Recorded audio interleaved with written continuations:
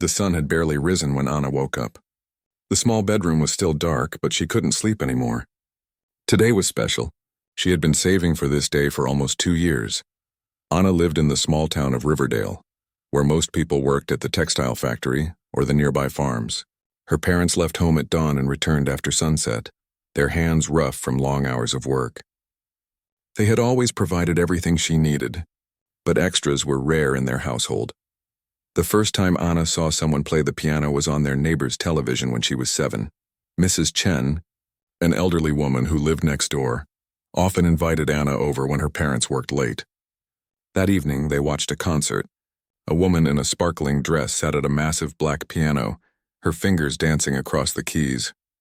The music filled the room, and Anna felt something stir inside her. "That's beautiful," she whispered, moving closer to the screen. Mrs. Chen smiled. "That's Beethoven's Moonlight Sonata. The pianist has practiced for many years to play like that." From that day, Anna was fascinated. Whenever she visited Mrs. Chen, she asked to watch music performances. She would sit cross-legged on the carpet, eyes wide, memorizing every movement of the pianist's hands. By the time Anna turned 15, she had watched hundreds of performances but never touched a real piano. The closest she had come was the music store in the shopping center 2 towns away. Once a month, when her family went shopping, Anna would sneak away to press her nose against the store's window, staring at the pianos inside. "You're just wasting your time," her cousin Thomas told her once when he caught her looking. "People like us don't become musicians. That's for rich kids who start when they're babies." His words hurt, but Anna didn't stop dreaming. Instead, she got an idea. If her family couldn't afford a piano or lessons, she would save up herself. The next day, Anna walked to every shop in town asking for work. Most turned her away. She was too young, they said. But the owner of the Sunny Day Cafe, a kind woman named Rose, agreed to let Anna wash dishes after school. 3 hours Monday to Friday, Rose said, "and you need to keep your grades up. Your education comes first." The work was hard. Anna's hands turned red and sore from the hot water and soap. Her back ached from standing. Sometimes customers left huge messes that took ages to clean. But at the end of each week, when Rose counted out her pay, Anna carefully put the money into a jar labeled piano lessons. Her parents were proud of her work ethic, though confused by her goal. "A piano?" her father asked one night at dinner. "But where would we put it? And who would teach you?" "I don't need my own piano yet," Anna explained. "There's a music school in Westridge. They have pianos there. I just need enough for lessons." Her mother exchanged a glance with her father. "Anna, honey, music is a beautiful hobby, but it's expensive. And you're starting so late." "I know," Anna said. "Everyone starts when they're little. But I have to try." For 18 months, Anna worked at the cafe. She missed birthday parties and school trips. She turned down movie nights with friends. On cold winter days, her hands cracked and bled from washing dishes in hot water, and then walking home in freezing temperatures. But the jar filled slowly, coin by coin. Mrs. Chen noticed Anna's dedication and started leaving small amounts of money in envelopes with Anna's name. "For your dream," the notes always said. Anna cried the first time she found one of these envelopes. When summer came, Anna took on more hours. Rose let her wait tables too, which meant tips. The jar filled faster. One evening, as Anna counted her savings at the kitchen table, her father sat down beside her. "You're really serious about this?" he said. It wasn't a question. Anna nodded, not looking up from her counting. "Your mother and I have been talking," he continued. "We've been saving a little too. For your birthday next month." Anna looked up, hardly daring to hope. "It's not much," her father said, "but it might be enough to start those lessons you want." Anna threw her arms around him, too overwhelmed to speak. With her savings and her parents' gift combined, she had enough for 3 months of weekly lessons at the Westridge Music Academy.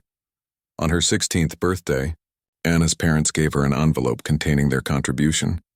That same day, Anna called the academy to schedule her first lesson.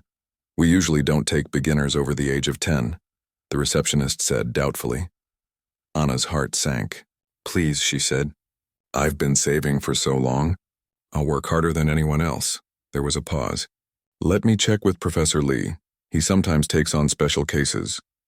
2 days later, Anna received a call. Professor Lee would meet her for an assessment. If he thought she had potential, he would accept her as a student.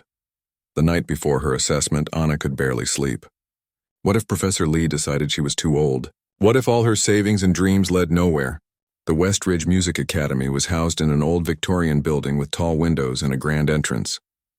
Anna felt small and out of place as she climbed the stone steps. Inside, the walls were lined with photographs of successful students holding trophies or performing on stage. All of them looked confident, like they belonged there. Anna followed the receptionist down a hallway. Through open doors, she glimpsed children much younger than her practicing various instruments. Their small fingers moved with surprising skill. Anna's doubts grew with every step. Professor Lee's studio was at the end of the hall. He was a tall man with silver hair and piercing eyes.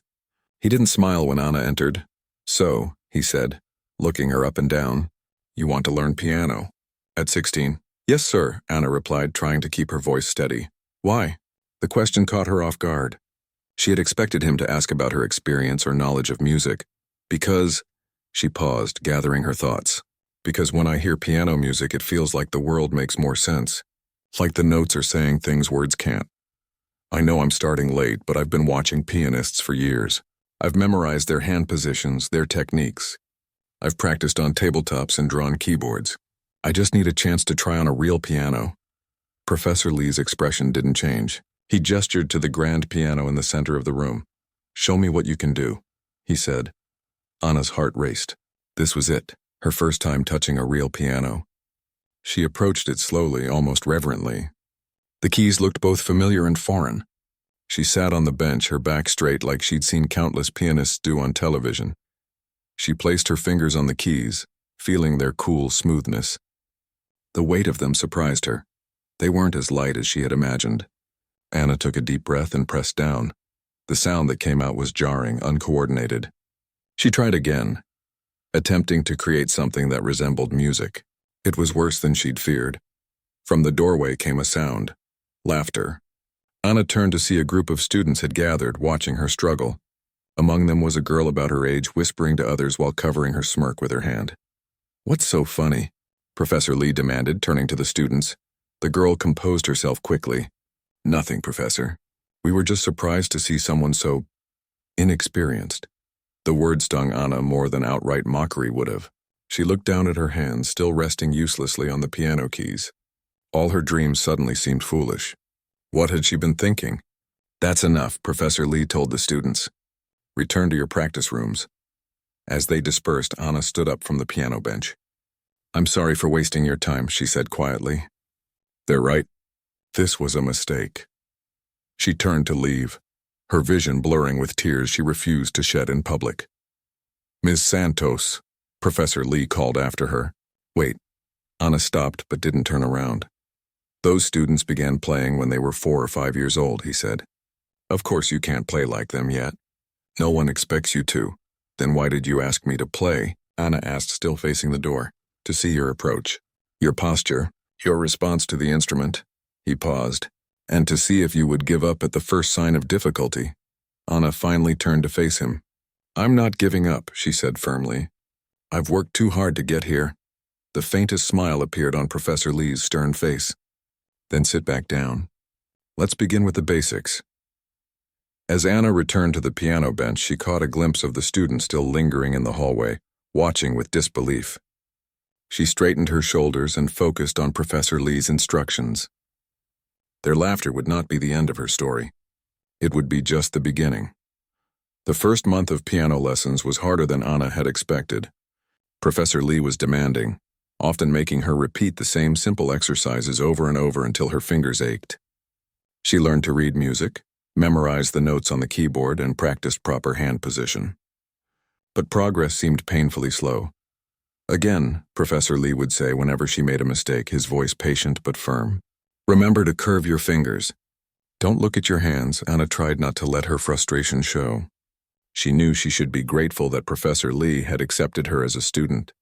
Still, she couldn't help comparing herself to the younger students she saw in the hallways, playing complex pieces with ease.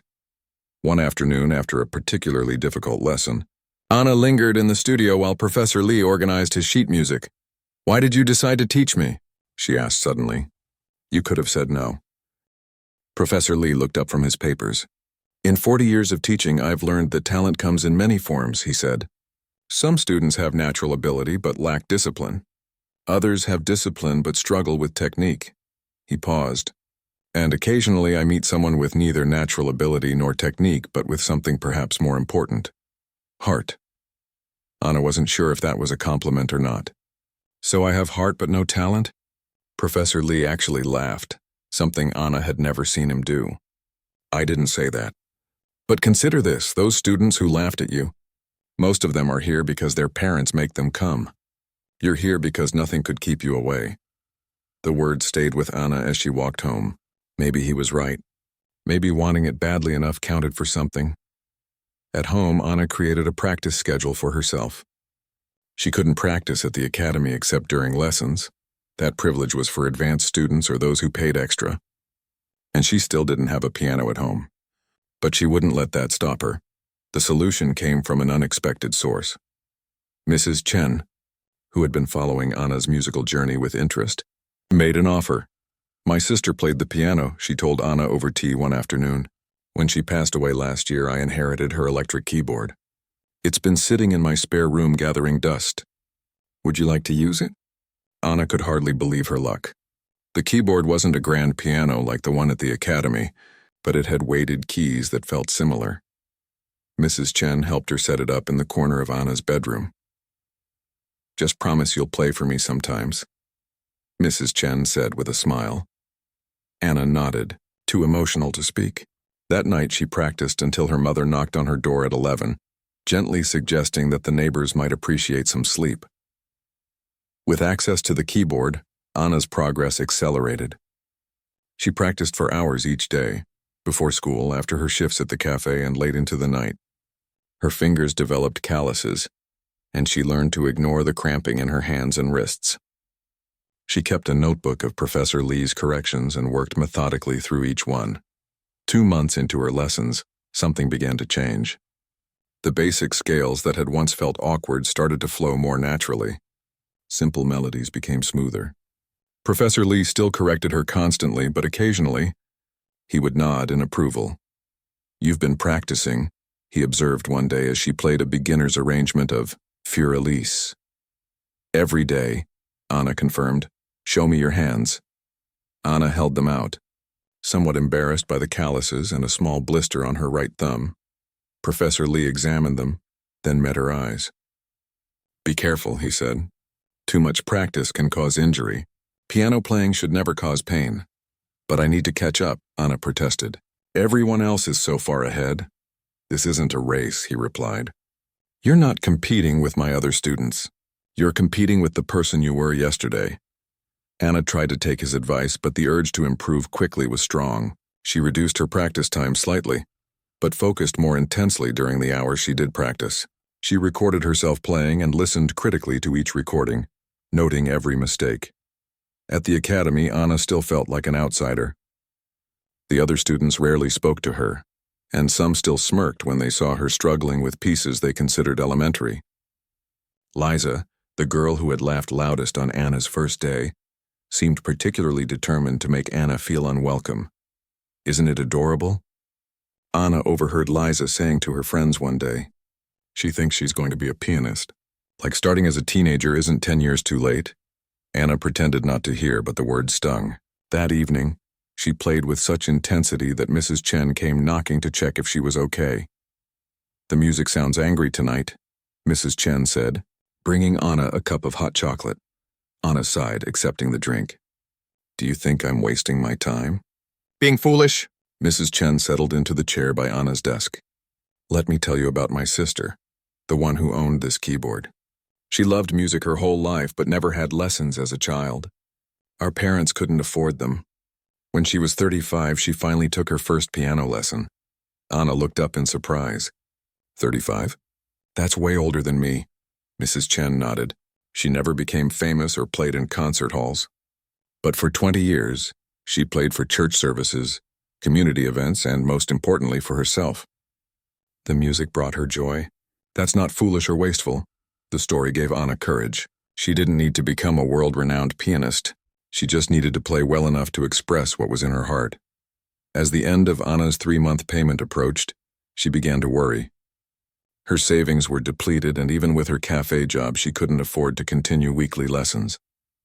The thought of stopping now, just when she was beginning to make real progress, was devastating. After her lesson in the 11th week, she reluctantly broached the subject with Professor Lee. "I may need to stop lessons after next week," she said, her voice steady despite the lump in her throat. "At least until I can save up again." Professor Lee frowned. "I see. Financial difficulties?" Anna nodded, embarrassed but honest. "The lessons cost more than I can earn right now. Maybe I could come once a month instead of weekly." Professor Lee was quiet for a moment, considering. "There might be another option," he said finally. "The Academy offers a scholarship program for promising students. The application deadline for this year has passed, but—" He trailed off, thinking, "I know the director well. I could speak to her about a special consideration." Anna's heart leaped with hope. "Really, you would do that?" "On one condition," Professor Lee said, his expression serious. "The scholarship requires students to perform at the Academy's quarterly recital. Would you be willing to play in public, in front of an audience?" Anna's excitement instantly transformed into dread. Perform, in just a few weeks, in front of parents, students, and faculty, many of whom had already decided she didn't belong. I don't think I'm ready for that," she stammered. "Of course you're not ready now," Professor Lee agreed. "But you could be with focused preparation. Choose a simple piece, something well within your current abilities. Perfect it. The scholarship committee doesn't expect virtuoso performances from beginners. They look for potential, dedication, and progress." Anna bit her lip, weighing her options. The thought of performing terrified her, but the alternative, giving up piano lessons, was worse. "When is the recital?" she asked. 3 weeks from Saturday. That wasn't much time. Still, what choice did she have? "Okay," Anna said, taking a deep breath. "I'll do it," Professor Lee nodded, satisfied. "Good. Come by tomorrow afternoon. We'll select your piece and create a practice plan." The next day, they chose a simple but beautiful arrangement of a folk melody. It was well within Anna's technical abilities, but offered opportunities to demonstrate musicality and expression. "Practice this and nothing else until the recital," Professor Lee instructed. 20 minutes at a time, 4 times a day. Focus on making each note sing. In the days that followed, Anna lived and breathed that piece. She played it first thing in the morning and last thing at night. She hummed it while washing dishes at the cafe. She visualized playing it while sitting on the bus. By the end of the first week, she could play it from memory, but Professor Lee pushed her to refine it further. "It's not enough to play the right notes," he told her. "You must make the audience feel something." As the recital date approached, Anna's anxiety grew. Her parents tried to reassure her, but they had never seen her play. They didn't understand how different she was from the other students, how far behind. The night before the recital, Anna couldn't sleep. She sat at her keyboard at midnight, playing her piece one last time. The house was quiet, her parents already asleep. In the stillness, the music seemed to take on a life of its own. For the first time, Anna wasn't thinking about the notes or the rhythm or even the scholarship. She was simply playing from her heart. When she finished, she heard a soft sound and turned to find her mother standing in the doorway, tears in her eyes. "That was beautiful," her mother whispered. "I had no idea you had learned so much." Anna smiled, suddenly feeling calmer than she had in weeks. Whatever happened tomorrow, she had already accomplished something important. She had made music that touched someone's heart. The morning of the recital arrived with golden autumn sunshine streaming through Anna's window. She had finally fallen asleep around 3 in the morning and woke feeling strangely calm. Perhaps she had exhausted her capacity for nervousness. Her mother made a special breakfast, eggs, toast, and fresh fruit, but Anna could barely eat. Her stomach felt like it was filled with butterflies. "You need your strength," her father said, pushing the plate closer. Anna managed a few bites to please him. "What time will you come to the recital?" she asked. "We'll be there an hour early," her mother promised. "Front row." Anna smiled, grateful for their support, even though the thought of them watching made her more nervous. They had never heard her play, except for the brief moment last night when her mother had caught her practicing. Rose from the cafe had given Anna the day off, and Mrs. Chen had helped her pick out clothes, a simple blue dress with a white cardigan. Nothing fancy, but nicer than Anna's usual jeans and t-shirt. Mrs. Chen had even lent her a small silver hair clip shaped like a musical note. For luck, Mrs. Chen had said, pressing it into Anna's hand. Anna arrived at the academy 2 hours before the recital was scheduled to begin. Professor Lee had asked her to come early to practice on the actual piano she would be using, a baby grand in the academy's small performance hall. The hall was empty when Anna entered, just rows of chairs facing a small stage with the piano at its center. Professor Lee was waiting for her, adjusting the piano bench. "Good, you're here," he said. "This piano has a heavier touch than the one in my studio. Take some time to get used to it." Anna sat down, placing her hands on the keys. Professor Lee was right, it felt different. The keys required more pressure, and the sound was richer, more resonant in the open space of the hall. She began to play her piece, stumbling a bit at first as she adjusted to the new instrument. By the third attempt, she was more comfortable. "Better," Professor Lee said. "Remember to breathe. Many students forget to breathe when they're nervous, and then their shoulders tense up." Anna nodded, consciously relaxing her shoulders and taking deep breaths. She played through the piece once more, focusing on the emotional quality Professor Lee had emphasized in their lessons. "Good," he said when she finished. "Now let's talk about stage presence. When you come in, walk confidently. Bow once before you sit down. After you finish playing, stand up, bow again, and walk off. Don't rush, but don't linger either." They practiced the entrance and exit several times until Professor Lee was satisfied. By then, other students had begun to arrive, filling the backstage area with nervous chatter and last-minute practicing. Anna recognized many of them from the hallways of the academy. Some nodded politely to her, while others pretended not to see her. Liza arrived wearing an elaborate blue dress with ruffles and immediately gathered her usual group of friends around her. "I heard the scholarship committee is looking for someone to perform at the holiday concert," Liza said loudly enough for Anna to hear. "Obviously, they need someone who can handle complex pieces, not nursery rhymes." Anna turned away, trying not to let the words affect her. She found a quiet corner and sat with her eyes closed, mentally playing through her piece one last time. The recital coordinator, a brisk woman with a clipboard, began organizing the students in performance order. Anna was scheduled near the middle of the program, not first, which was a relief, but not last either. She would play right after Liza. As the hall filled with audience members, Anna peeked through the curtain. She spotted her parents in the front row, just as they had promised. Her mother was wearing her church dress, and her father had on his only suit. Mrs. Chen sat beside them, elegant in a silk blouse. Even Rose from the cafe had come, sitting a few rows back with her teenage son.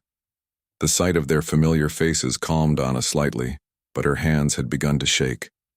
She clasped them together tightly, willing them to be still. The recital began with the youngest students playing simple pieces, some making mistakes but receiving enthusiastic applause anyway. As the program progressed, the music became more complex. A boy around 12 played a Bach invention with impressive precision. A girl not much older performed a Chopin waltz that made Anna's heart ache with its beauty. Then it was Liza's turn. She walked on stage with perfect posture, her head held high. Her bow was graceful and practiced. She sat at the piano and began to play Debussy's Clair de Lune. Despite her dislike of Liza, Anna had to admit she played beautifully. Her technique was flawless, her expression subtle and controlled. The audience was completely silent, caught in the spell of the music. When Liza finished, the applause was thunderous. She bowed twice, a satisfied smile on her face as she left the stage. And then the coordinator was calling Anna's name. Her legs felt wooden as she walked onto the stage. The light seemed too bright, the audience too large. She remembered to bow, though it felt stiff and awkward compared to Liza's graceful movement. Sitting at the piano, Anna placed her trembling hands on the keys. The piece she had practiced hundreds of times suddenly seemed foreign.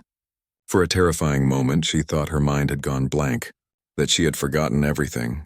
She closed her eyes, took a deep breath, and remembered what Professor Lee had told her. Play from your heart. Anna began to play. The first few notes were hesitant, slightly too soft. But as the familiar melody emerged, she found her rhythm. The hours of practice took over, her fingers finding the right keys almost without conscious thought. Halfway through the piece, something shifted. Anna stopped thinking about the audience, about Liza's perfect performance, about the scholarship. She thought instead about why she had wanted to play piano in the first place. because music spoke in a language that went beyond words, because it could express feelings too complex for speech.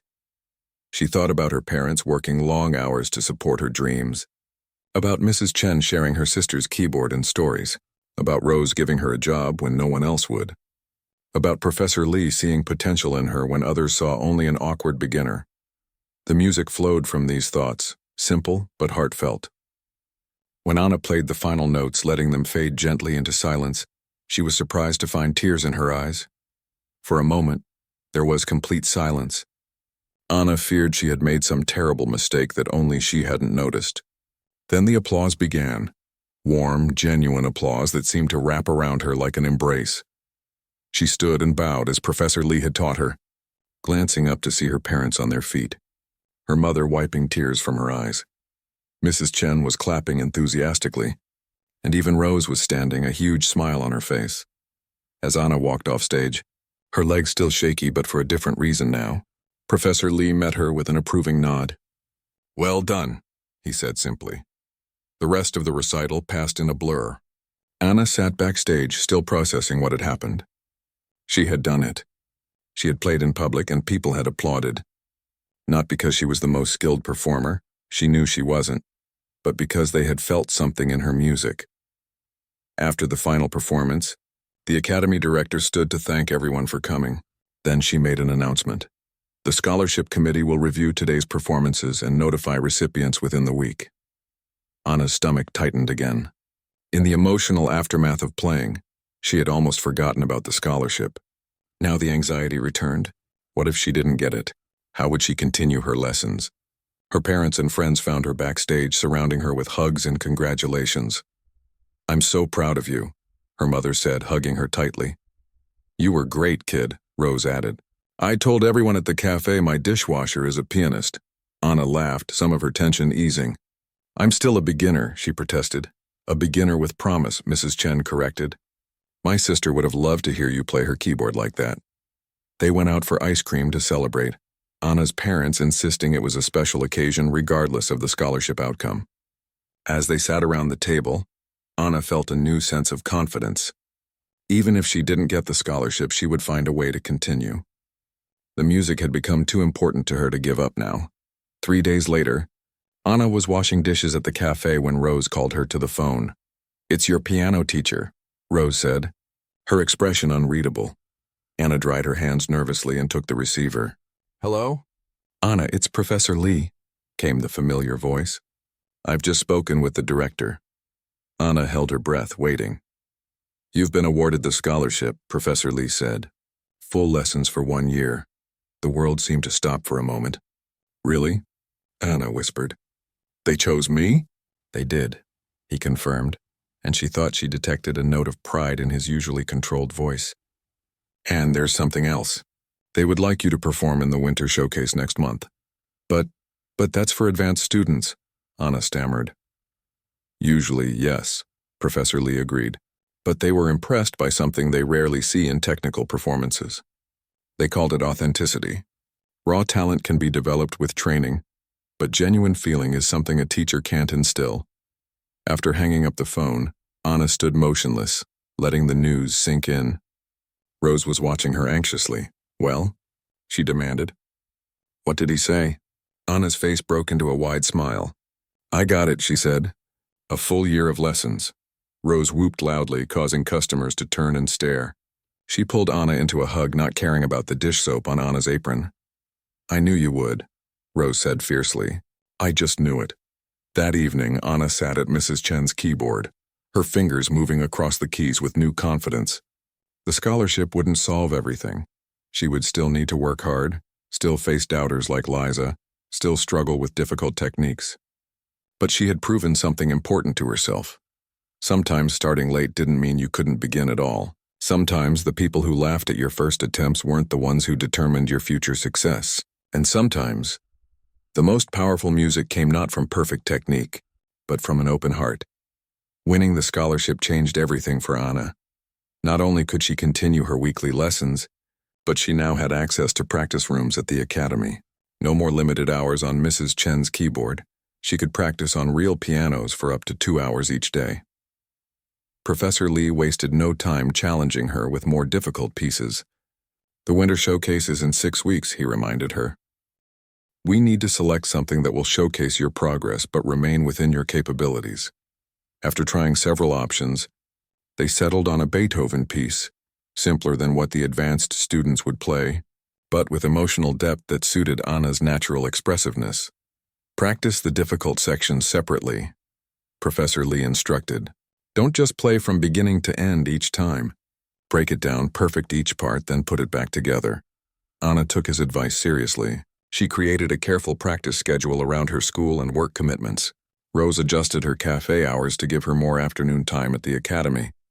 Her parents helped by taking over some of her household chores, and Mrs. Chen continued to let her use the keyboard at home for late-night practice. One afternoon, as Anna worked through a particularly challenging passage in one of the practice rooms, she heard a knock at the door. Opening it, she was surprised to find the academy director, Mrs. Winters, standing there. "Don't stop on my account," Mrs. Winters said with a smile. "I was walking by and heard you playing. You've made remarkable progress since the recital." Anna blushed at the unexpected praise. "Thank you. Professor Lee is an excellent teacher." "He is," Mrs. Winters agreed. "But even the best teacher can only do so much without a dedicated student." She paused, studying Anna thoughtfully. "You know, we have a special summer program for promising students.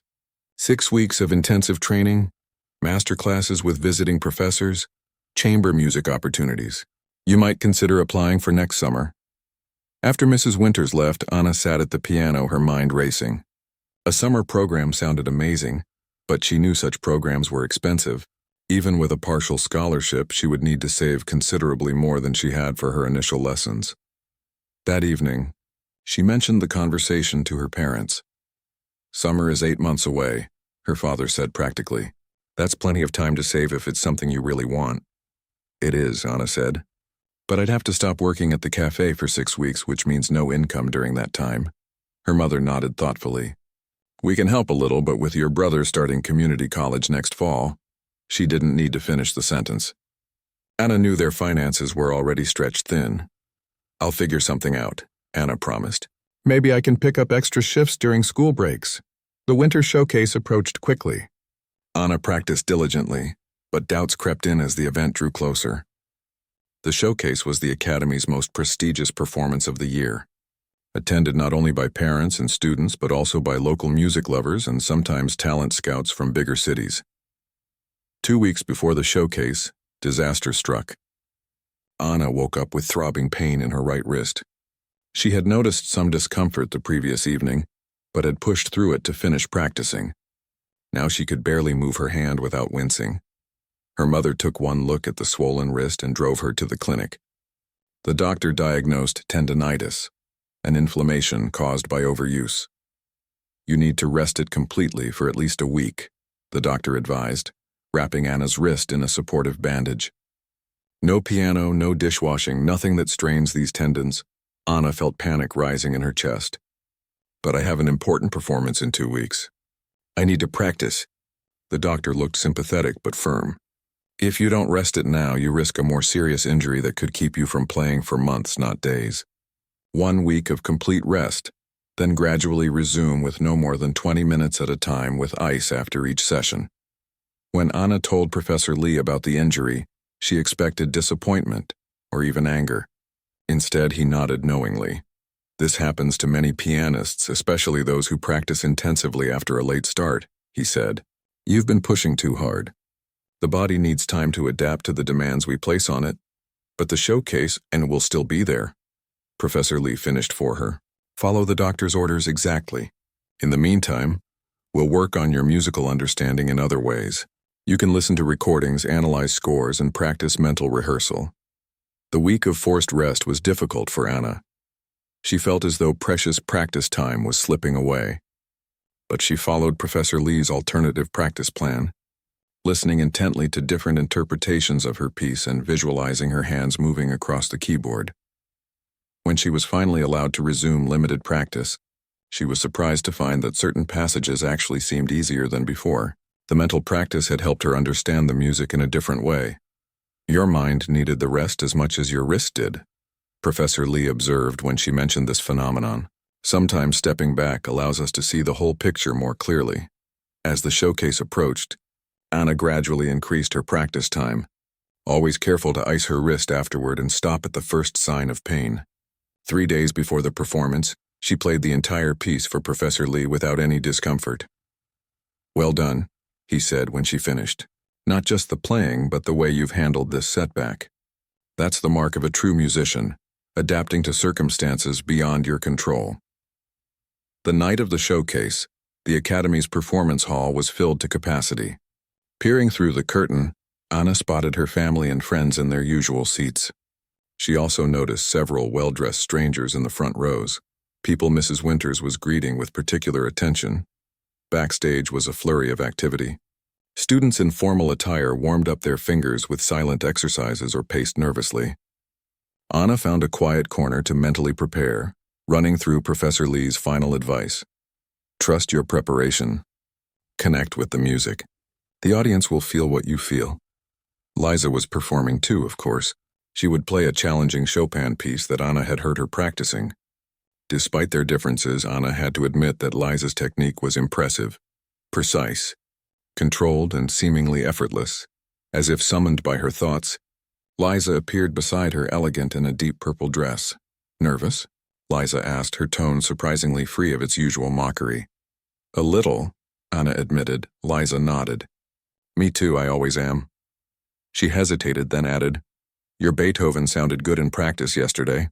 Different from how most people play it." Before Anna could respond to this unexpected almost compliment, Liza was called to perform. Anna watched from the wings as Liza took the stage with her characteristic confidence. Her Chopin was flawless. Every note perfectly placed, every dynamic shift precisely calibrated. The audience responded with enthusiastic applause. Then it was Anna's turn. As she walked to the piano, she thought about how far she had come since that first day when everyone had laughed at her awkward attempts. She was still far from perfect, nowhere near Liza's level technically, but she had found her own musical voice. She began to play, focusing not on the audience or the importance of the showcase, but on the story Beethoven was telling through his music.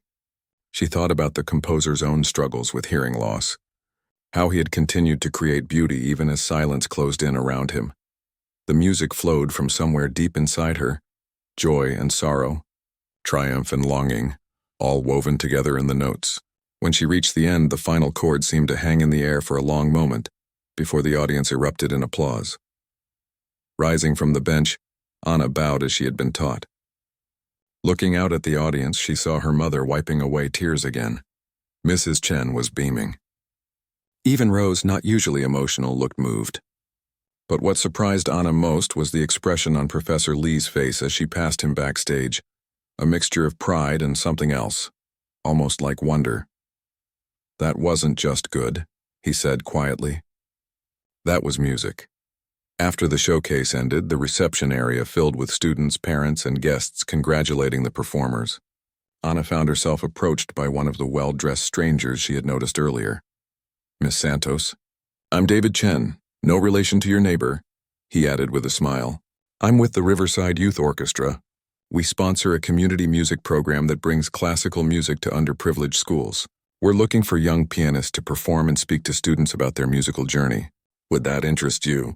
Anna could hardly believe what she was hearing. "Yes, absolutely." "Excellent. It includes a small stipend, of course. Here's my card. Have your parents contact me to work out the details." As Mr. Chen walked away, Mrs. Winters appeared at Anna's side. "I see David found you," she said, smiling. "I thought your story might inspire his students." Anna looked at the business card in her hand. "This is perfect. I've been trying to figure out how to earn money for the summer program." "About that," Mrs. Winters said.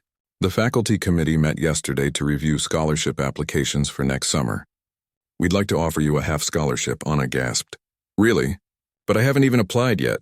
"Consider this a pre-approval," Mrs. Winters replied. "Professor Lee has been quite insistent about your potential." She glanced across the room to where Professor Lee stood talking with parents.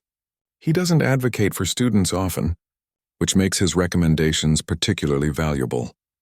That night, as Anna's family drove home, The car was filled with excited conversation about the performance, Mr. Chen's offer, and the summer program opportunity. "I'm so proud of you, sweetheart," her mother said, turning in her seat to look back at Anna. "Not just for playing beautifully, but for working so hard and not giving up when things got difficult."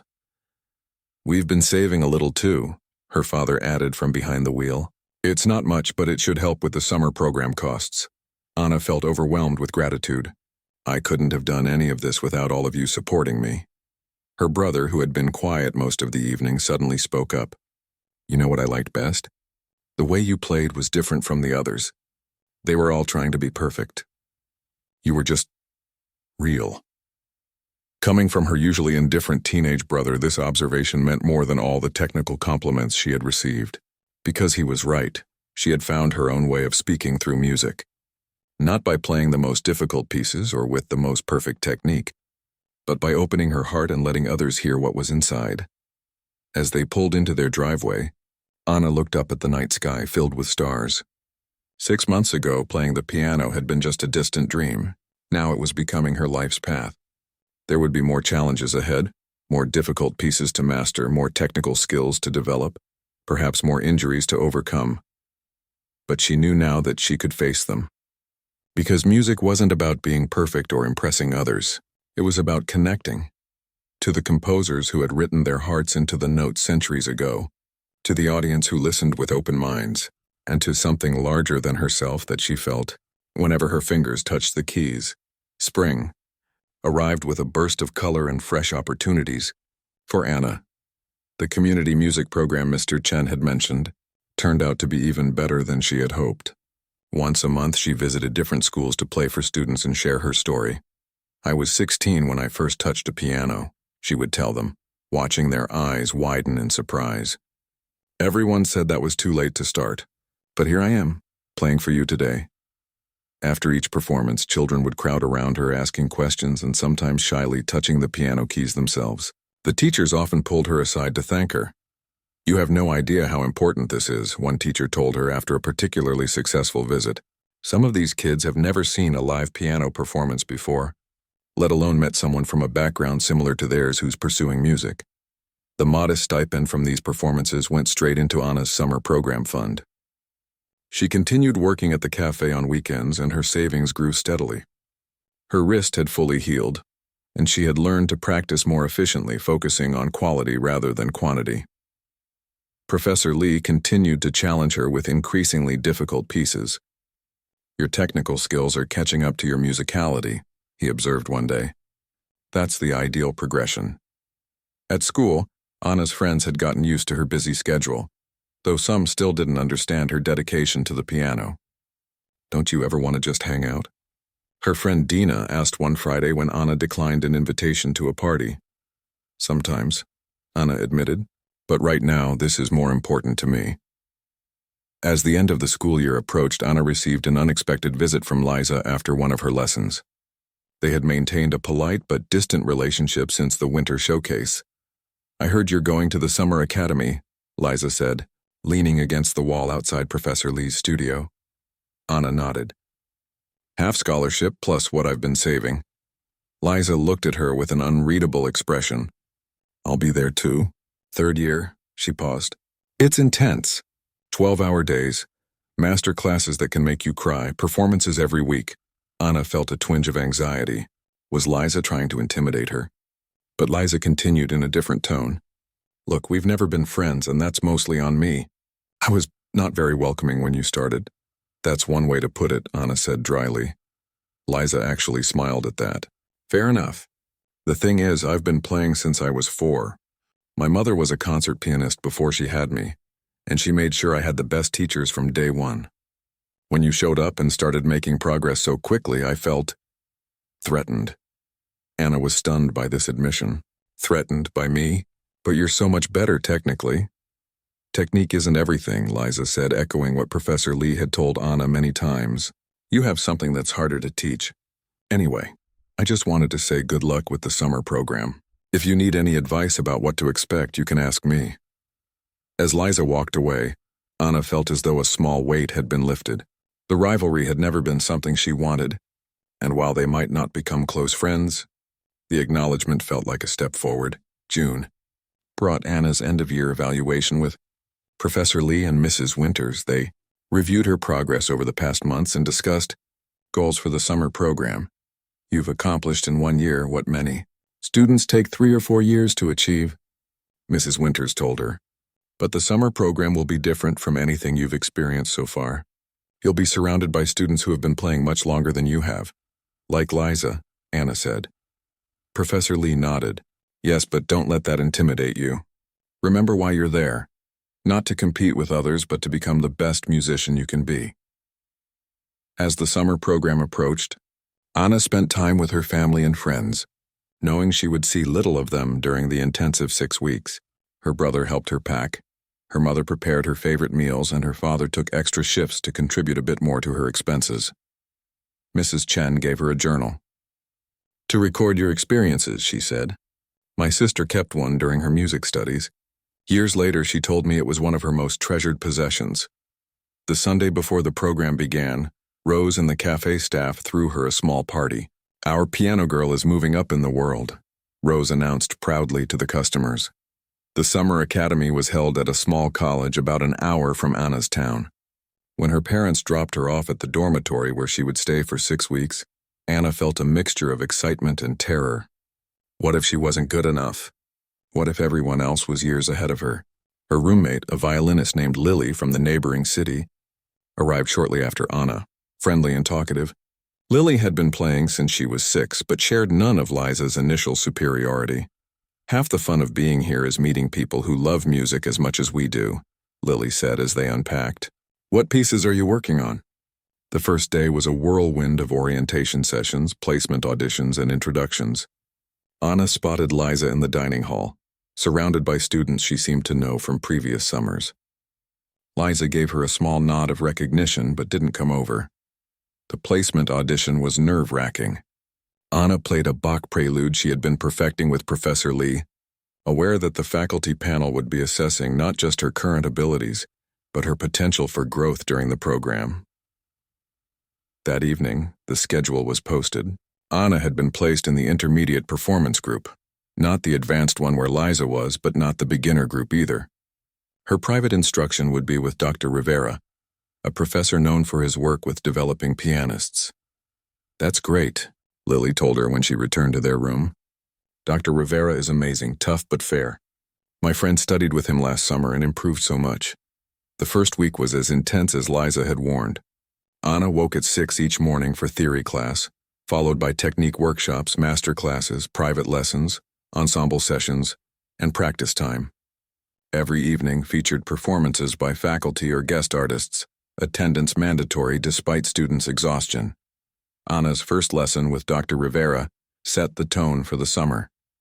He listened to her play, then said bluntly, "You have unusual expressivity for someone with your limited experience, but your technique needs significant work. Are you willing to temporarily set aside the emotional aspects to focus on building a stronger technical foundation?" Though part of Anna wanted to argue that the emotional connection to the music was what made her playing special, she recognized the wisdom in his approach.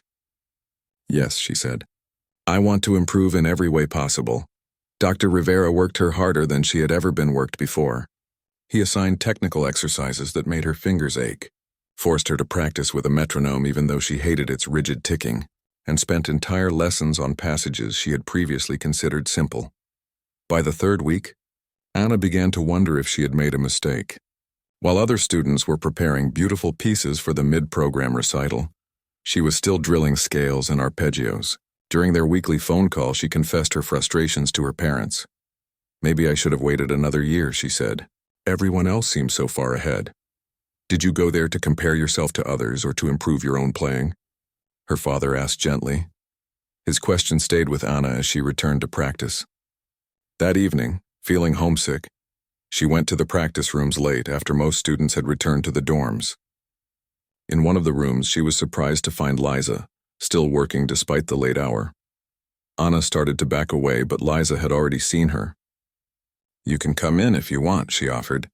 "I'm just finishing up." "I heard you practicing the Rachmaninoff earlier," Anna said. "It sounds incredible," Liza shrugged. "It's coming along." How are your lessons with Rivera?